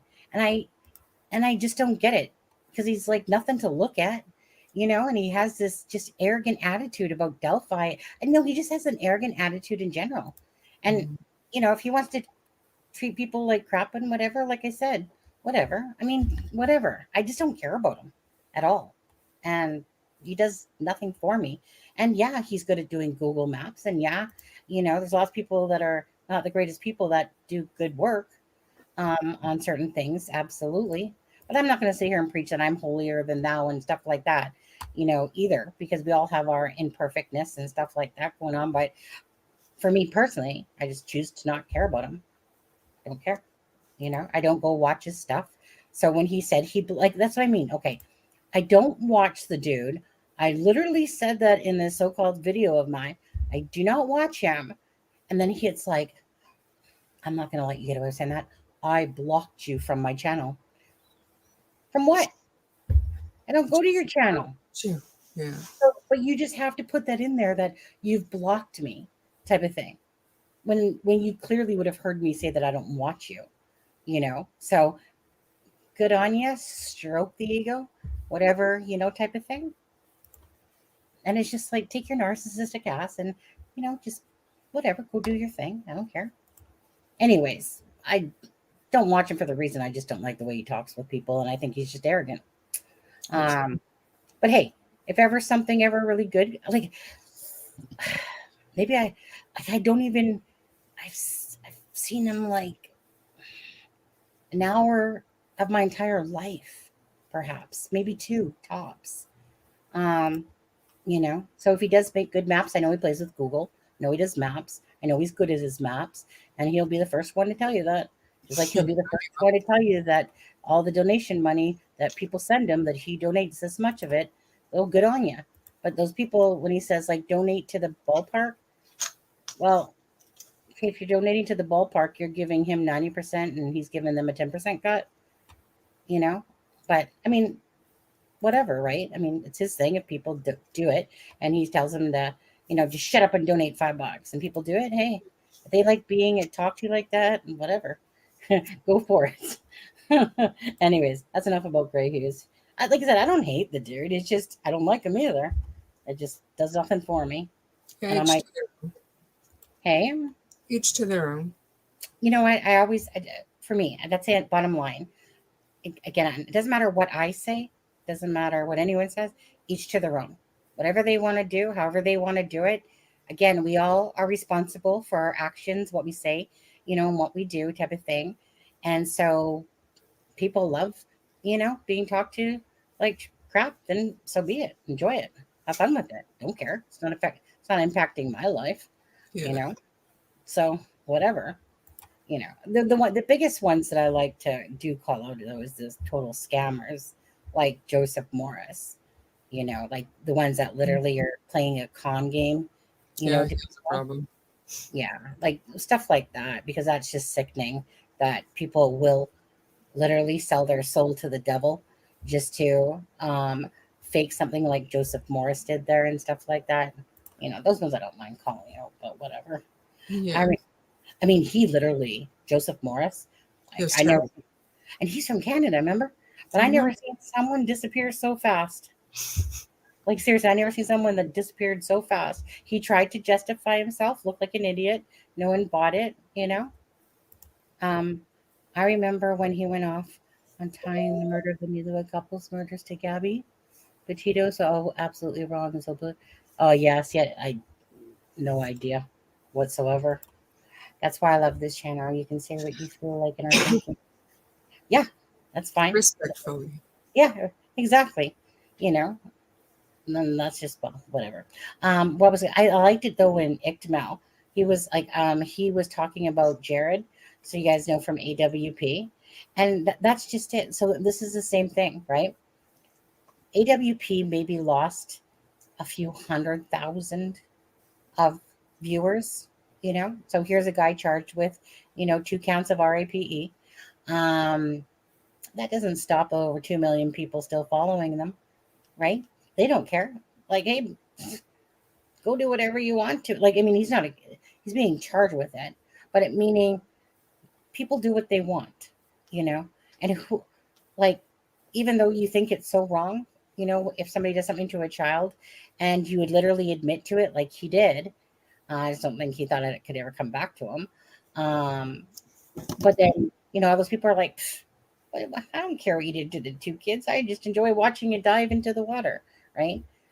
Again, disgusting to some people, to me, but they're still followers of his anyway. And that's the bottom line is, and I see this all the time, right? Doesn't matter. Like, you can't fix the world and you can't fix stupid, to what your own thoughts are, but each to their own. I think it's pathetic, you know. Somebody knowingly, like, I unsubscribed to him right away, just because he admitted to it. Like, he literally had mail or sent her a message, that letter, admitting to it. Mhm. Type of thing. So, but again, each to their own morals and guidelines, right? That's right. I'm not here to be that judge.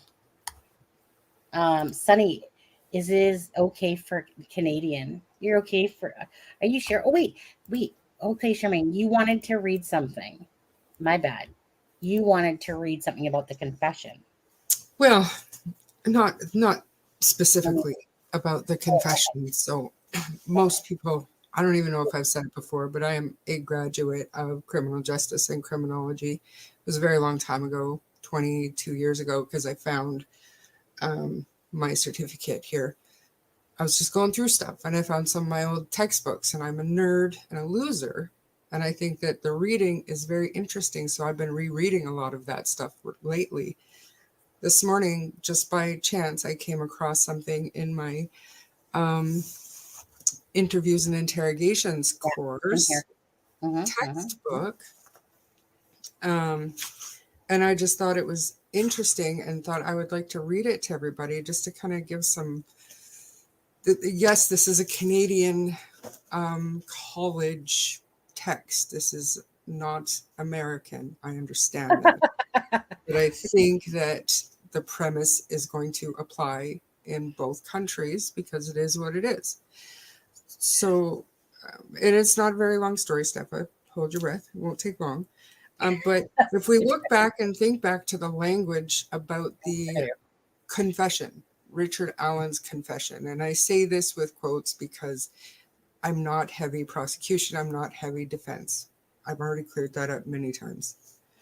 But in court, one side said Richard Allen made admissions, and the other side said, yes, he made self-incriminating statements. Okay, so by chance this morning, I was doing some light reading, my college textbooks from way back when I was smart, and I found this little portion that says admissions versus confessions.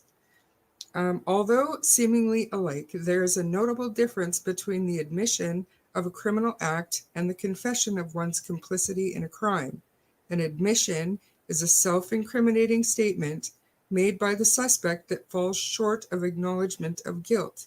It is, however, an acknowledgement of a certain fact or circumstance from which his or her guilt can be inferred. Conversely, a confession is direct acknowledgement by the suspect of his or her guilt in the commission of a specific crime or as being an integral part of the specific crime. For the confession to be lawful, an investigator must be mindful of the constitutional checks governing its admissibility. So, can we say, reading this, reasonably say that Richard Allen has confessed, or has he made incriminating statements, or has he made admissions? According to this, They're three completely different things. We can infer what we want from any of them, but without hearing what was said, Right. to me, the language that was used by the prosecution saying self-incriminate or admissions, right? Yeah. And then the defense saying self-incriminating, neither one have said confessed. Have they?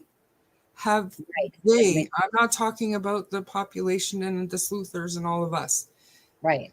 Did they say that? Did the judge acknowledge a confession? Has anybody said that in court? I don't think so. It's admissions and self-incriminating.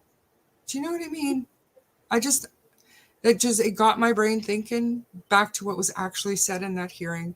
And I, that's it. No, I'm only gonna tease because I know if Danielle K is watching this, I think she's changed her mind. Whatever. I don't even care. Okay, I know my stuff about Canadian law, and I can talk all I want about it. And everything that I say on your show is speculation unless it's on Canadian crime, because we don't get to talk about Canadian crime here until it's all said and done in court. So then it's fact, what I'm saying. So if you don't like it, don't listen. And then just so everybody knows, there is a book out there, and it's a fantastic book, and I don't even know who wrote it. Grant Ainsley. It's called The Omni Spin Doctor, Navigating the Media Maze. So this book, if anybody ever wants to read a good book, it's pretty short, but it's kind of what I do for a living. It's about how to represent a company or something in the media. If you have to make a statement to the media or something, if, I don't know, if there's like a serious incident or something, or an oil leak or a spill or something like that, and the media approaches you as the spokesperson, how you're supposed to handle that interview.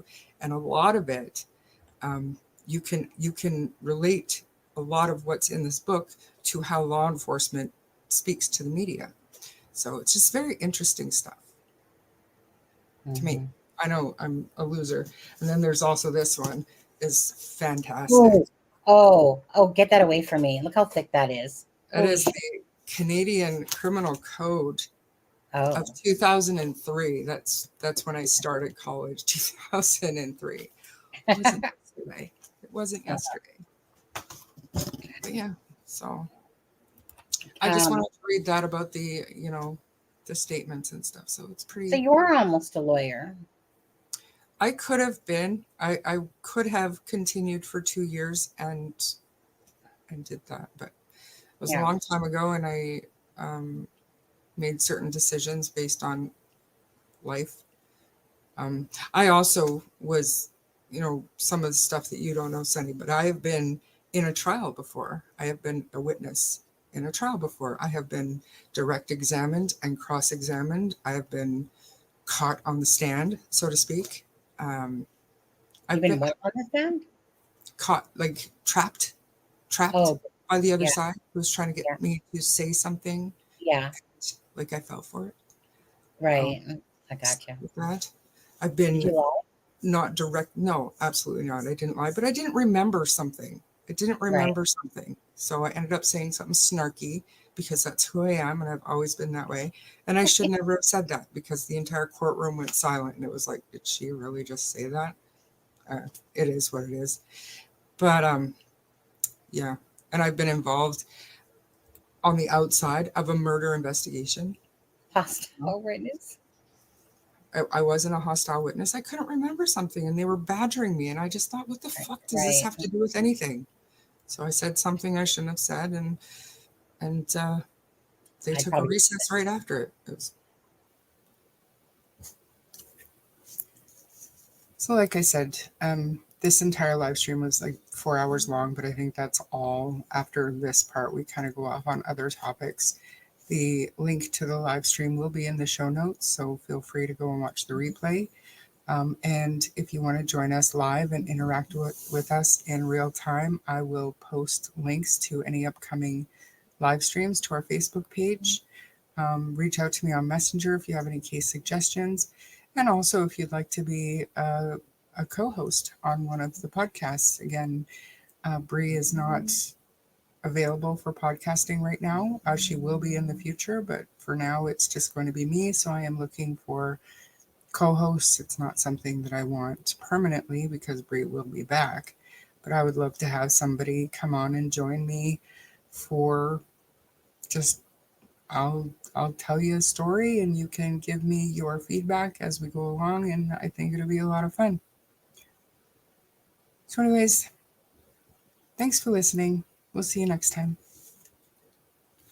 If you enjoyed this episode, please subscribe to the podcast and share with your friends. If you don't mind giving us a 5-star rating, it will help our show grow. You can also find us on Facebook, TikTok, and Instagram at True Crime Story Podcast, where the discussion can continue. If you wish to contact us, you may do so via email at truecrimestorypod@gmail.com. Remember to send in your podcast episodes, case suggestions, or requests. Thank you so much for listening and supporting the show. I'm Bree. And I'm sure. And we'll see you in the next chapter. Bye!